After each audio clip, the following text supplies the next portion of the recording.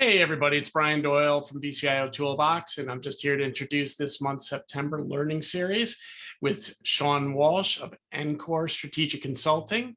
Just want to give everybody a heads up that as we head into this session today, there was a little bit of a technical glitch up front, so you will be joining us about a minute into it, so don't think that there's a problem with the video. Just continue on and get some great information on intent-based leadership from Shawn today. Thanks for joining us, and I'll see you soon. And I moved on. And, I thought about all the lessons that I learned over the years, building up my business.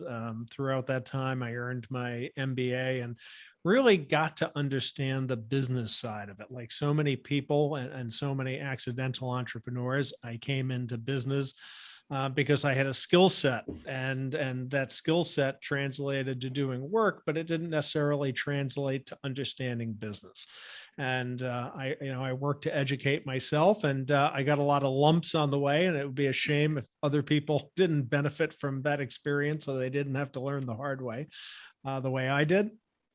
And I've had the benefit of also having some other companies that I've started with success over the years as well. So with that, at Encore, what we do is we take all that experience and with myself, my business partner, and our other consultants, and all of our consultants are people who have been directly involved in building and successfully exiting MSP companies. So everybody we have on board is somebody who's actually been there and done that. And then we engage our clients through a variety of methodologies. And that includes, we have CEO peer groups, and we have added service management, COO peer groups, and we will be having sales peer groups starting up here shortly. We do direct consulting one-on-one with our clients. And then we run workshops on specific areas. And more recently, we've added in recruiting and staffing, where we will help not just fill your open positions, but build a cohesive team built on core values and company culture. Awesome, Shawn. I mean, it's great when you can put that knowledge you get to use. And I think one of the things that you're really talking about, and I think it's going to be a big part of our conversation today, is what is the reality? You talked about it a little bit in your backstory, but most of us accidentally found ourselves running our companies, right? My quick backstory was, I had a company that got hit by the .com bug. We went from 8 employees to 52 down to 8 in 6 months. And one day I woke up and I was told, we couldn't make payroll anymore. If you want to take the clients, good luck. So, we all have our story of how we came in there. But what that really means is I was in no position to lead anybody, to run a business. I had no clue what to do. I was in my late 20s and all I did was sell at that point. And I think a lot of the folks probably on the line today who are business leaders and owners here probably have similar stories of opening up their shop, coming oftentimes not from positions of management, but hands-on and certainly more technical trends wide in our companies or in our MS industry. And we need sometimes that guidance. We need those folks who have been there and done that to really help us understand how to do it. And I think as a segue into what we're going to talk about today, which is intent-based leadership, I also think just to teach us how to work with teams and be a leader. Absolutely. That was something that was probably one of the steepest learning curves that I had building my company. And like you said, we come in here through a variety of different paths. And I actually had been both military and involved in police work, which, you tend to have a very strict top-down management style and a management style that tends not to embrace questioning. Sure. And I brought that to my company because, I didn't know any better, and I found it wasn't working. And I really had to learn and adapt and figure out what works. And it really meant understanding how to have a more participative management and leadership style. One of the problems we have as a society is that if you look at what our definition of a leader is, or what we see as role models in leadership, we turn to movies in Hollywood and we see the Pattons of the world and these dominant personalities, Mhm. and it's, do what I say, and everybody follows blindly without questioning, and they win the war or achieve the goal. And then we go into management positions, and oftentimes with no management training whatsoever. I remember at one time when I got promoted to sergeant in the police department, and basically I think the extent of the management and leadership training was, don't let anybody screw up, and if they do, it's your butt. And that was, and that doesn't quite translate. And not only does it just not translate because it's in poor taste, but the reality is that over the last century, there has been a fundamental change in how we do business. We have gone from getting people to do things to getting people to think.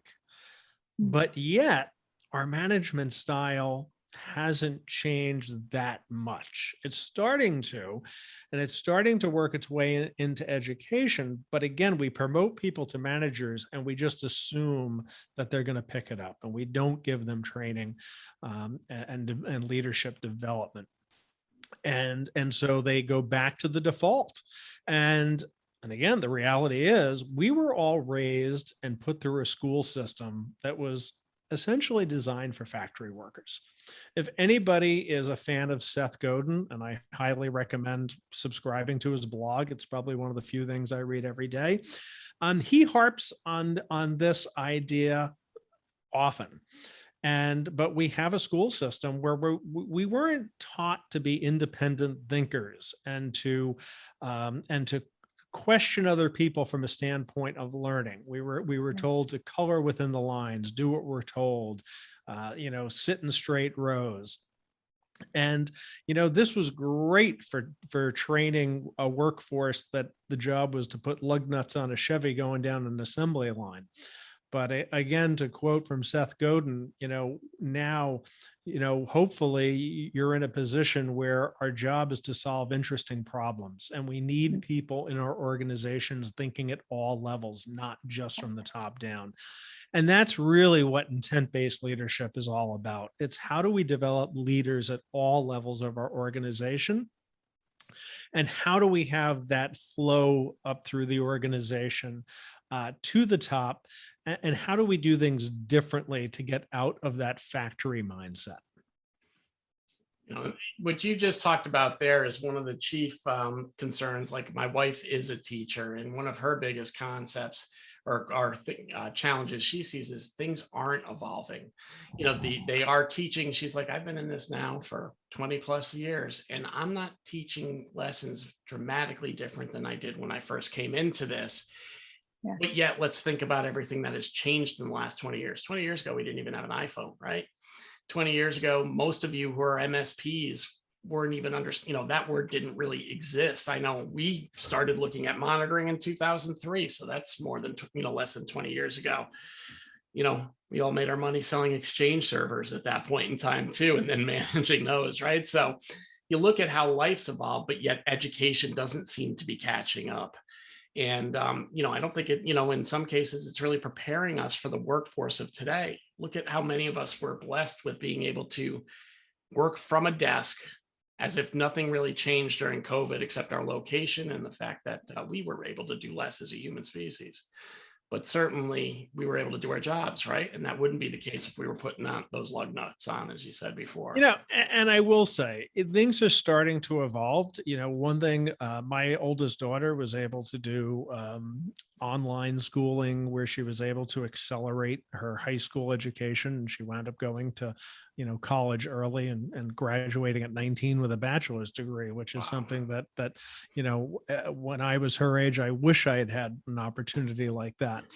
And probably one of the silver linings of COVID is the alternative education models that were just in their infancy, but COVID really pushed them to mainstream.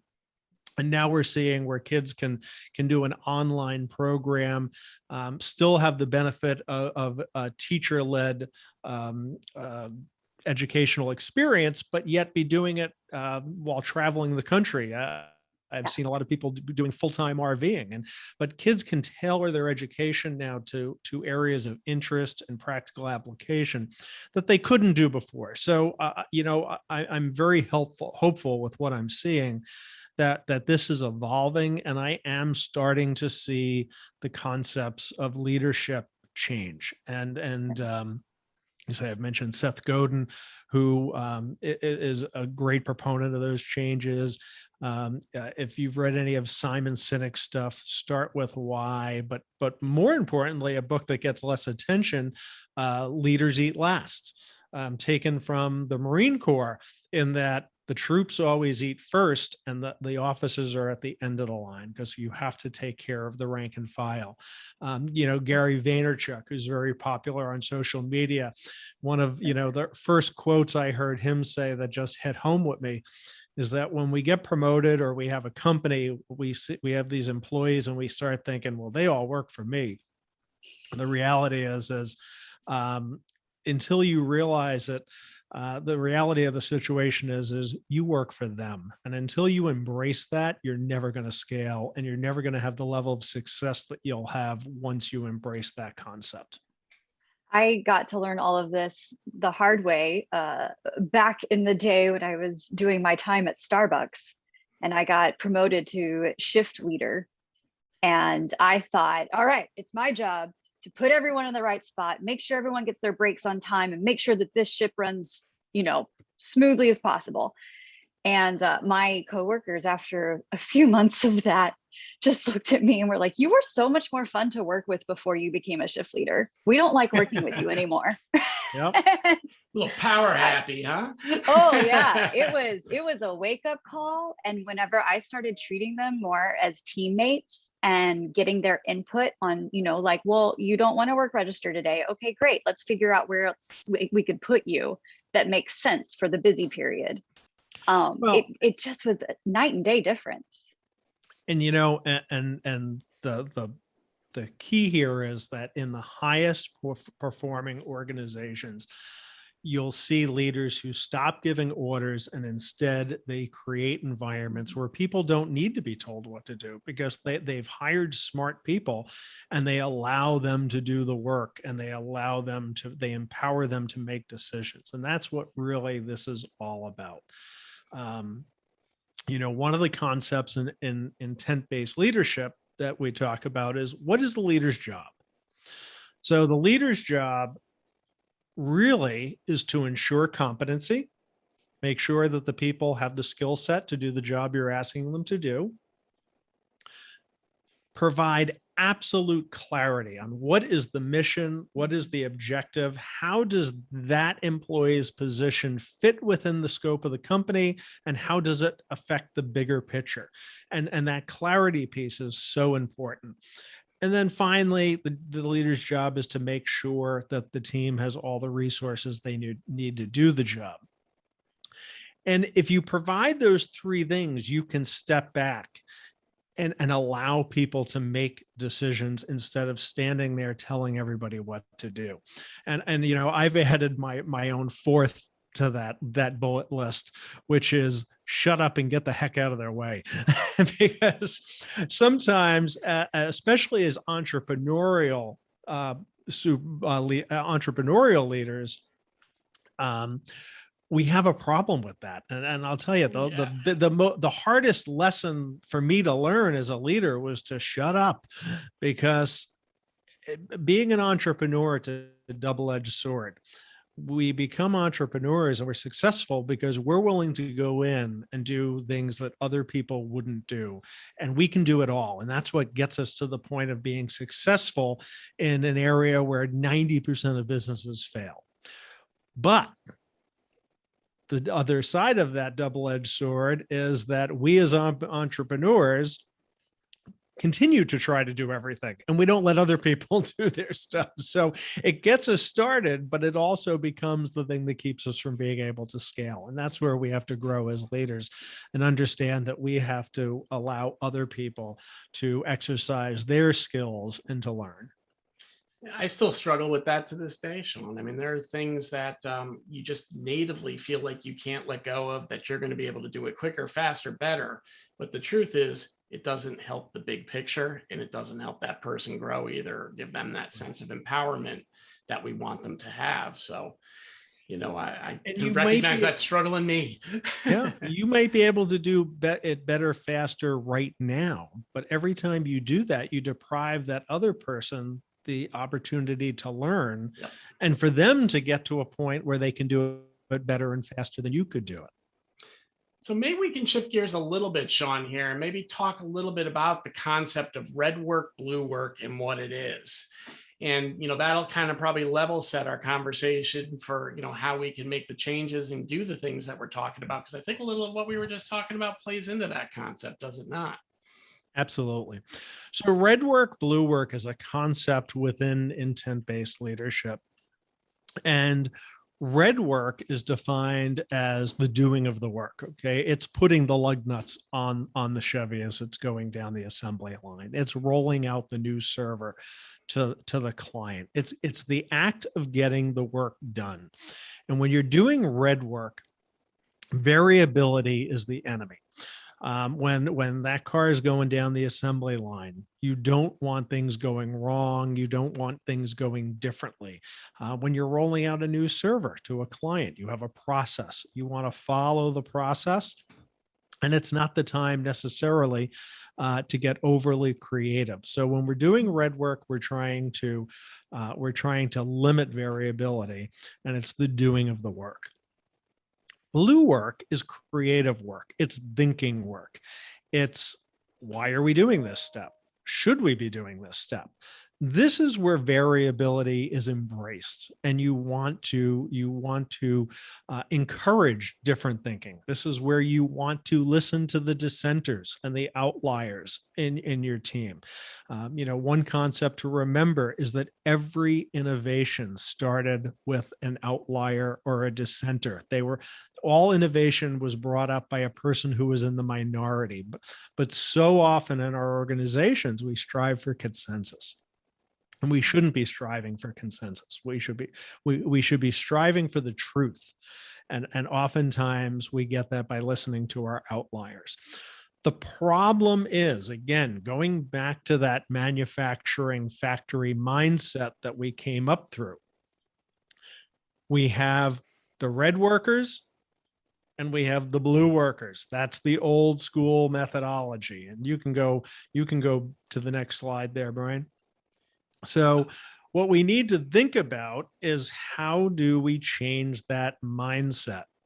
We're going to drag this over this way because we are having some challenges today with our transitions in this deck.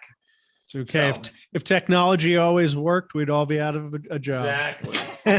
Not like I don't spend half my day in these tools either, but. So in the old school, think about this picture here of a factory setting, and we have if you look closely at that picture, go ahead up a couple there. We have our factory picture here. In there, you've got a whole bunch of workers, and that's doing the red work, and you've got one person on the factory floor doing the blue work. And that's the person who tells everybody what to do, and never the two shall meet. So you don't have you have the boss who does the thinking, and you have the workers who do the doing, and there is a definite line there. And the reality is that doesn't work in most organizations today. So we want to start incorporating the red work and the blue work together as a team. The other way, with the new way of looking at this, is the old methodology was that people on the front line doing the work would come across information.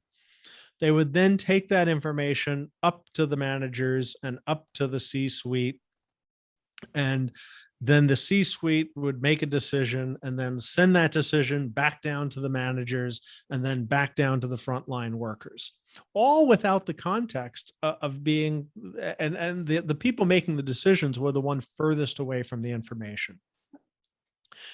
In the new organizations, what we want to do is we want to push authority down to information. We have smart people on the front lines. They are doing the work. They are the ones closest to what's happening and who understand the context of what's going on at the time it's going on. So what we want to do is, going back to those steps that I mentioned before, if we make sure that our people are competent, and they have clarity in the mission and what their job is, then there's no reason that we can't empower them to make those decisions at the level that they're working at. That allows things to go quicker. It allows them to go smoother. It allows them to go with less error. And one of the key terms in intent-based leadership that you strive to get to is where your staff, instead of coming to you with problems, where they are coming to you and saying, "Boss, what do you want me to do?" What we want is for them to be coming to you and saying, "I intend to." And so they're coming with solutions, and most of the time they're going to be able to execute on that. And really, this is about creating an environment where they feel safe and that they have the ability to make those decisions at their level.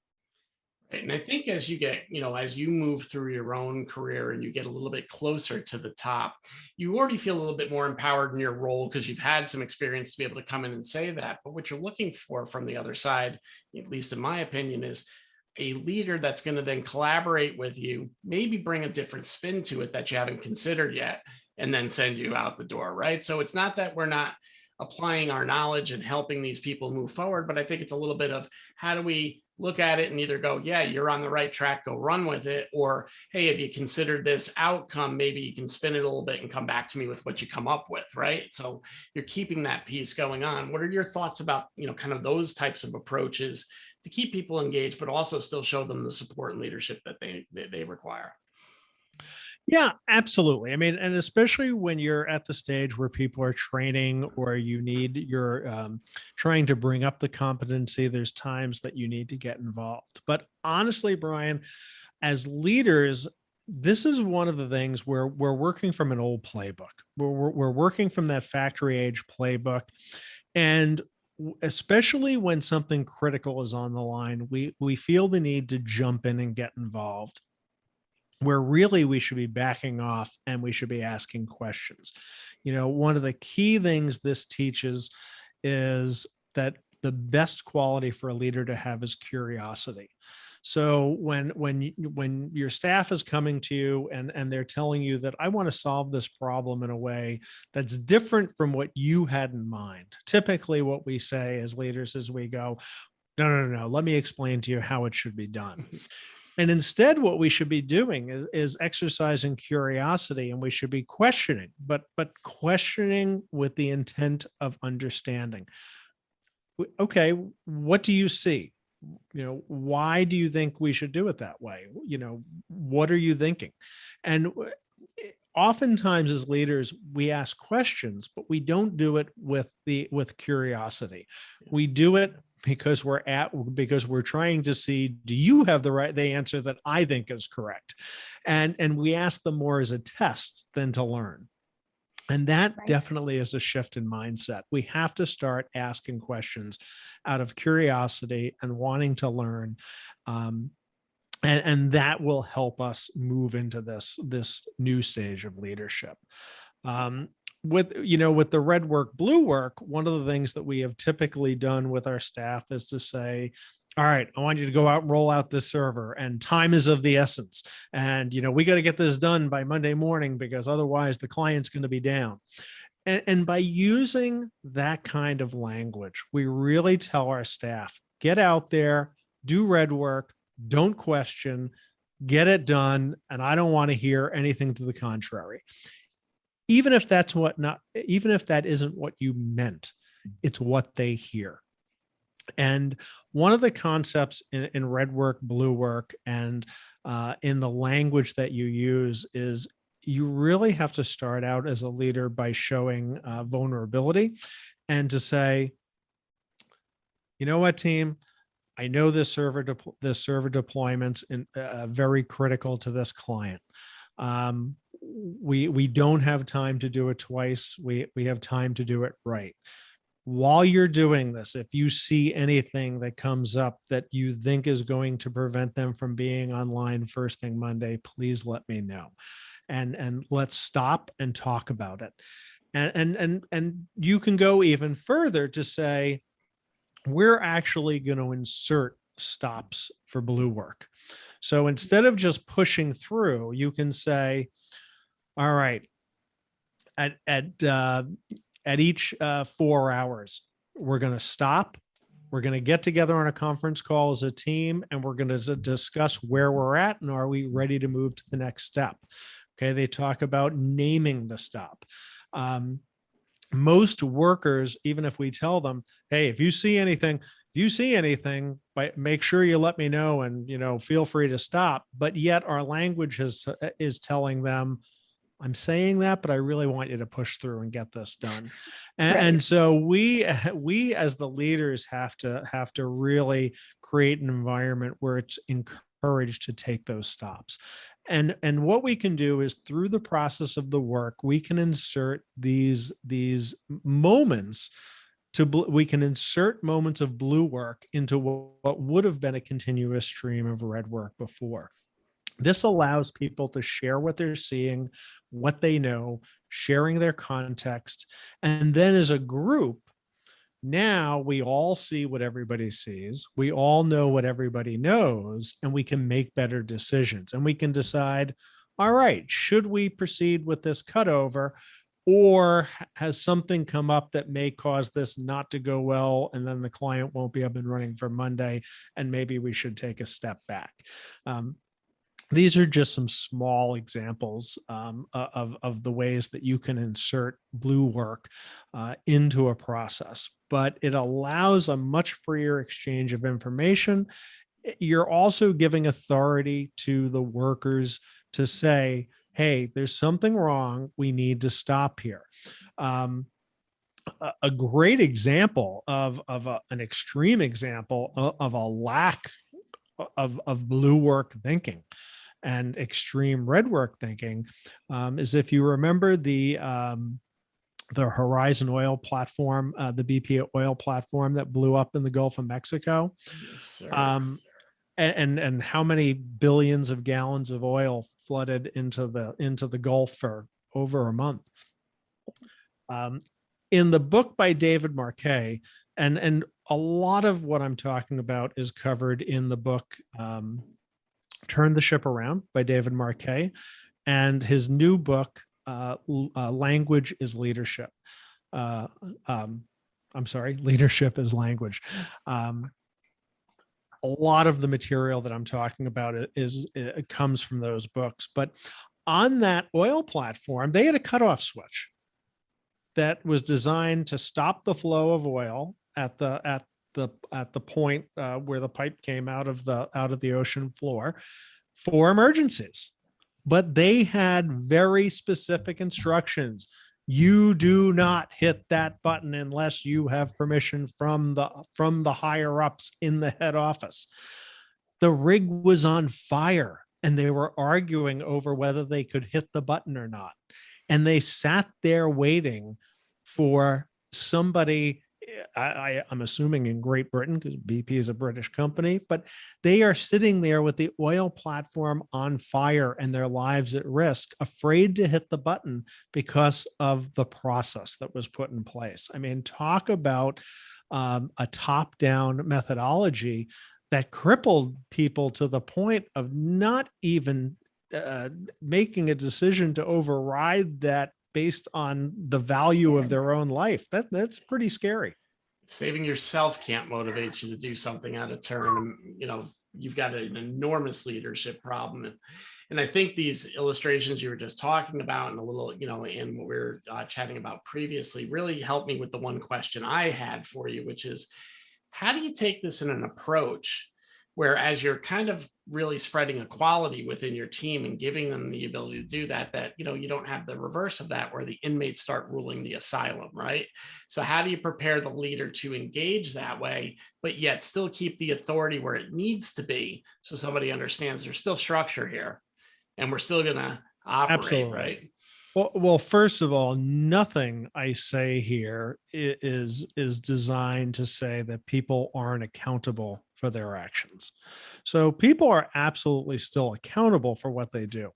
But going back to what I talked about before, about that the leader's job is to ensure competency, what you do, typically what we've said in the past is, okay, when you show me you're competent, then I'm going to give you authority. But what we do is as leaders, we can do small tests. We can give people a small amount of authority, see how they do with it, and then continue to expand that as they show, as we see that they're competent.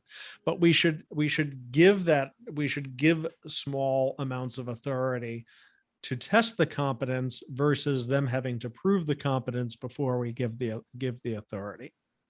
So that's one of the methodologies that we have for putting that in place.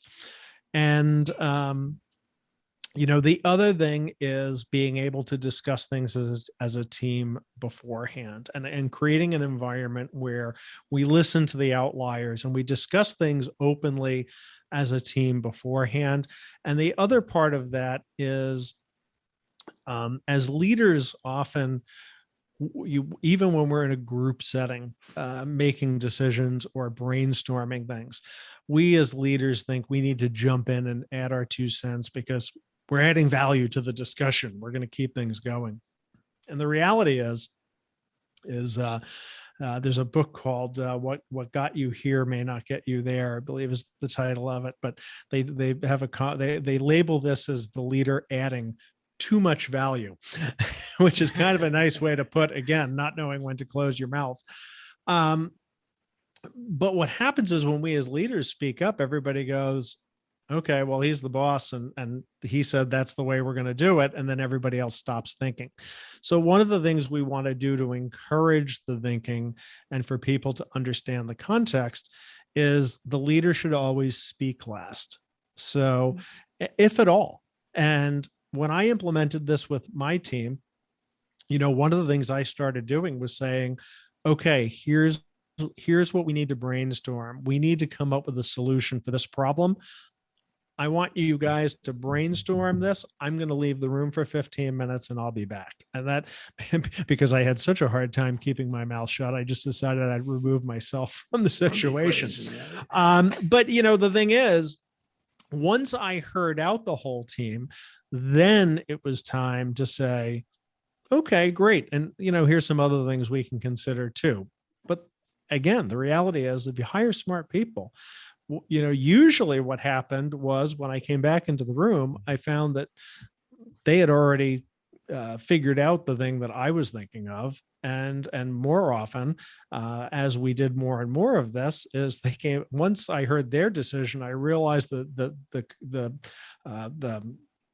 the approach that they came up with was better than the one I had originally, and mine didn't even need to go onto the table.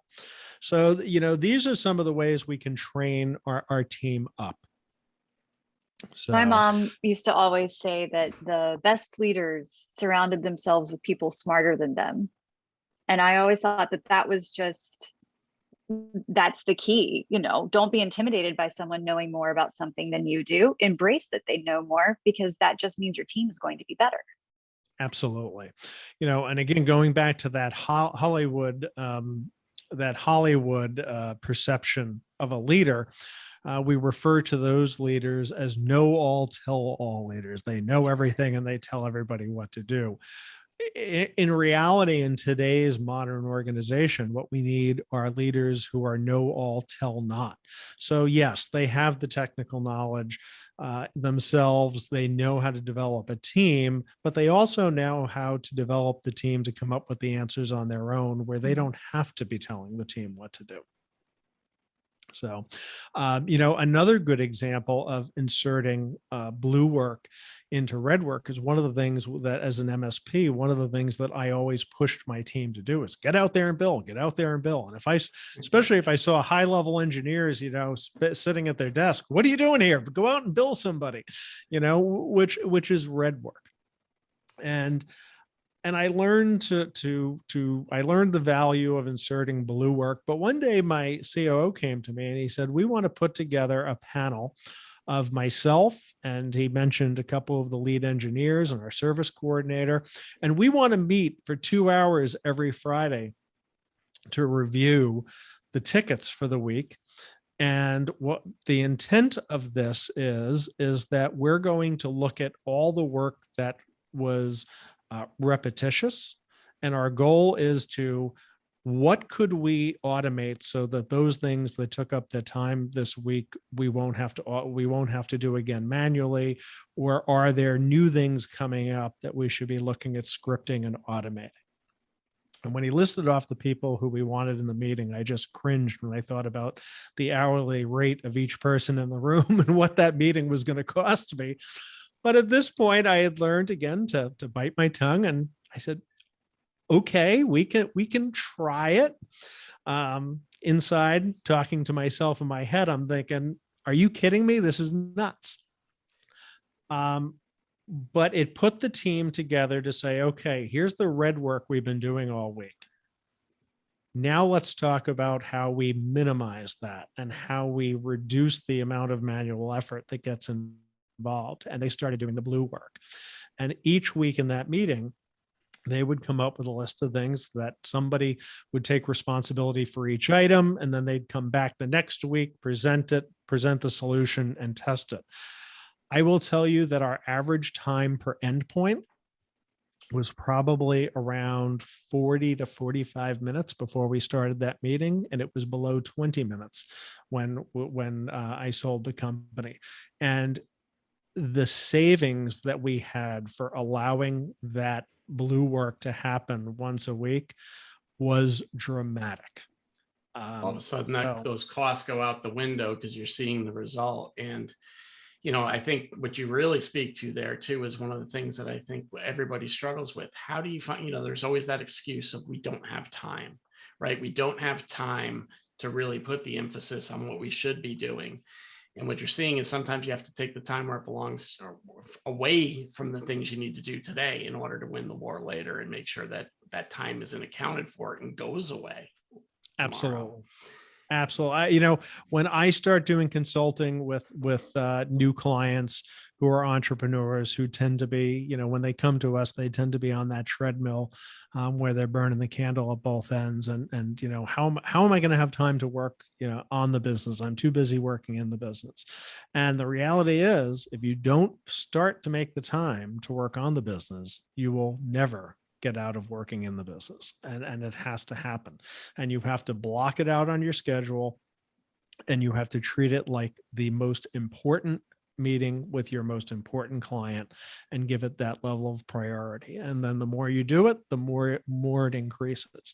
The same thing goes with the red work, blue work that we found. The more times we found the appropriate places to insert the blue work, the more efficient we got, the better decisions got made, the less rework we did. At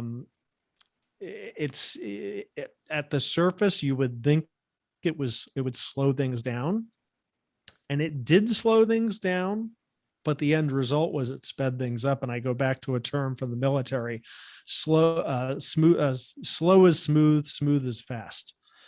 And that comes from firearms training and a few other things. But the idea is, if you slow things down and you smooth it out, and you're not rushing and you're thinking through it, the end result is more efficient.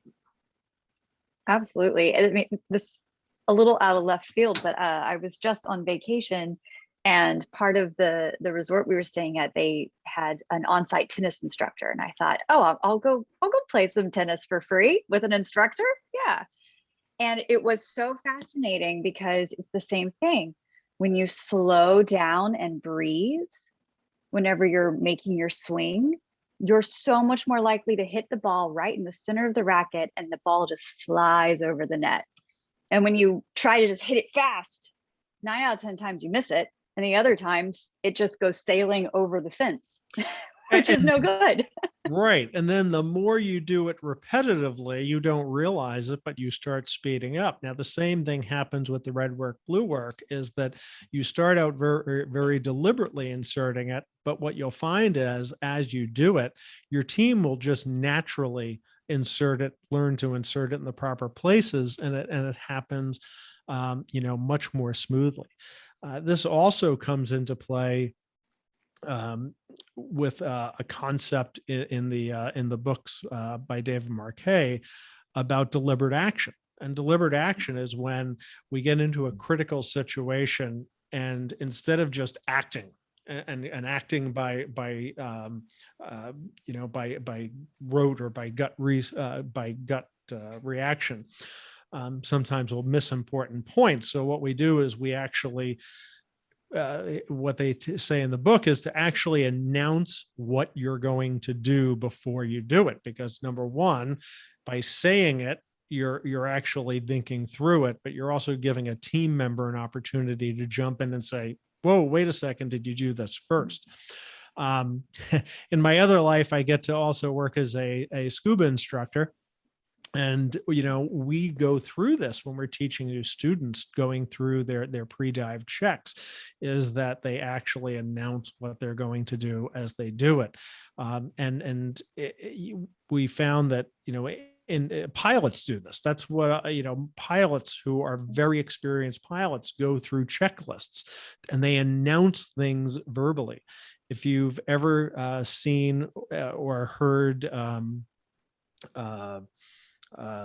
Miracle on the Hudson, the pilot of landed Sully Sullenberger, and he was the keynote at a conference I was at. It was very interesting to hear him tell that story. But when he describes in that cockpit, they are going through that checklist and they are announcing things, but that's giving them an opportunity at a critical moment where seconds are of the essence, to insert blue work rapidly into the red work of flying the plane. And and at one point, I know on the transcript, he turns to the co-pilot, do you have any ideas? He didn't start ordering him and telling him to do this. He's like, okay, let's get some creative thinking going here. And it's very true in life and death situations, and places do that, but you can incorporate that into any process. I actually just heard a story being told in an interview that falls into this category, where somebody was talking, it was another book, and they were talking about point and announce, which is really the same thing. And they went to Japan, and they have the bullet trains in Japan, and the conductors and all the staff are taught to point and verbally announce what they're doing, so that it doesn't become just doing it by gut. And it adds a level of blue work into the process. And they said that the doors on the bullet train were closing, and a mother and son got separated, and a 2-year-old boy was on there, and the mother's door was caught, her arm was caught in the train. And normally the train would have just taken off, and there would have been a horrible disaster there. But the person outside, who was part of the train, was pointing at the doors. Okay, the doors are clear. Wait, okay, no, there isn't. We got a problem here. And they said it was within a second of being a disaster, but that process of pointing and announcing is what allowed them to prevent that tragedy from happening. And I think what you've hit upon there too, Shawn, is if you look at the models that you just illustrated, anytime there's a life or death outcome potentially added, it seems like this is being implemented. And oftentimes, I don't think we look at what we're doing as life or death. In most cases, it's not. But yet the same principle should be there, because really what it is having a check and balance, right? And hope, and having somebody listen to what's going on and confirm or deny or whatever the case may be. But I think that's something interesting that I'm taking away from that, is things don't have to be live or die. to really announce the process, work the Yeah. process, and make sure it's Yeah. there. But look at how it works when it does, right? I mean, you just talked about life saving there, right? Those of us that have seen Miracle on the Hudson, it's amazing, how calm they stayed and how they worked through that process to get the job done. Yeah. And it may not be life and death, but when we have a client who's important to us and we know that if we fail, that it's going to hurt their business negatively, that can be a stressful situation. And the problem is that under stress, we start getting that tunnel vision, and that's when our thinking starts narrowing. And if we practice and we go through and we use these techniques, and again, going back to the military, the way you respond you respond under stress the way you train. And if you train your team to do this kind of thinking and to use this red work, blue work methodology, and to use talking out loud and using announcing their intentions of what they intend to do, that when it becomes a stressful situation, they're going to continue to respond that way and think clearly. And again, it's going to reduce errors, and it's going to reduce client problems, and it's going to increase team efficiency. All right. So, Shawn, we're getting near our time, and I would certainly want to leave a little bit for Q&A and also to make sure that people know how to get to you. Do you have any closing thoughts about what the modern organization should look like? How you implement the new playbook, and how do you really get from where you are today into really implementing this process? The first thing I'd recommend to everybody, and I'm known as a bit of a book pusher, but I would strongly recommend reading Captain David Marquette's books, Turn the Ship Around, and Leadership as Language. The Turn the Ship Around was his first book, and that goes a lot into the concepts of how he took the worst performing ship in the United States Navy and made it the best performing ship. And not only did he make it the best performing ship, but after he left command, the people under his command all went on to high-ranking leadership positions, both in the military and civilian life, at a rate that just defies the odds, which shows that it was really, it wasn't about a cult of personality or one leader. It's about that he developed leaders throughout his organization. And the Leadership as Language is really a very practical book of practical steps you can use to implement this in your organization. And he has some great case studies that he walks you through, and you can hear the language being used in these case studies as to and the problems it led to, and then you can turn around and see the difference in them when you change the way you engage and use language differently.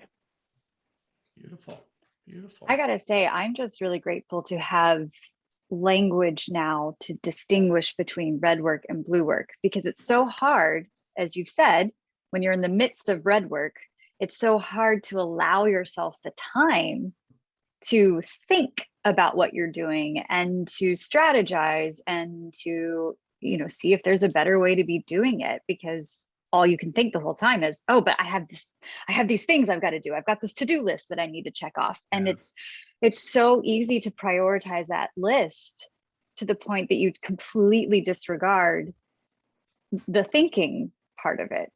Yeah, Rachel, and the one of the keys to that, and one of the things that I really took away from the book, is how much we sabotage, even when we want to implement this stuff. The language that we use by default so often sabotages those efforts. A simple concept from the Leadership as Language book is to stop asking binary questions, meaning yes, no questions, and to put them in with questions where you ask, instead of saying, is this going to work? Say, how, on a scale of 1 to 99, how likely is this going to solve the problem? And you get a much more nuanced response, and your team doesn't feel cornered and stuck. Something as simple as, when I teach, a lot of times I tend to use the phrase, does that make sense? And they actually used that phrase in the book, and they said, well, if you use that phrase, the only answer is yes or no. And you're kind of putting people in a box. So I want to Instead, know what's the ask, replacement there, because I say that all the time. All the time I use it. And it really is, a question would be, can I provide any more clarity?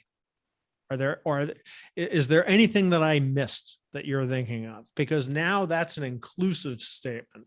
Instead of saying, do you understand? Yes or no? Because if you don't, you're an idiot. If you are, you're smart. Now I'm putting it on me by saying, is there anything that I forgot? And that is much less threatening to the people who respond to it. It's inviting them.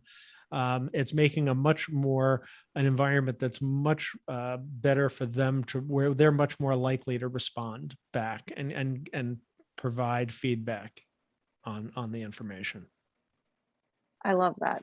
Thank you for that. That's awesome. So maybe at this stage, let's open up the floor and see if anybody has any questions. And while we're doing that, I'm going to put up Shawn's contact information here on our screen. If you want to get in touch with Shawn, learn more about his peer group and coaching opportunities, certainly reach out to him. He's a huge help to many. Thank you. The floor is quiet. I know. You've got Shawn Walsh here, people. Ask questions. Along with the, as we always do, we will have a recording of this session that we'll send out to everybody that attended. With that, I'll include the books that Shawn has been referencing today, so you guys can find those and pick those up for yourself if you're interested. Shawn, where else can people catch you in the near future? I know you've got a little bit of a travel docket, at least in the next couple of weeks coming up. Yep. Actually, I just spoke at the Build It conference. I have been a keynote at the ASCII regional conferences for the past several months, and there's still a few more of those left. Right now I'm down in South Carolina, but I'm on my way home. I will be, there's an ASCII event in New Jersey coming up the end of next week, and I'll be speaking there. And there's a few more dates if you go to ASCIIevents.com. And certainly check out our website, encoresc.com, where we are putting together a list of workshops for 2022 that will be getting posted hopefully in the next month. Certainly people can reach out to me directly. Awesome. Well, with that, we want to thank Rachel, and I want to thank everybody for joining us today. And of course, Shawn, we want to thank you for being our guest on the show, or in this webinar series today. And again, if you want to reach out to Shawn, his email's right here, Shawn@encoresc.com, and certainly look at some of the programs. If you and your team are looking to implement different leadership models and really look to expand and grow out your business, Shawn is definitely the right person to be talking to. And with that, we will look to see you next month at the next Learning Series event. Thank you, Brian. Thank you, Rachel.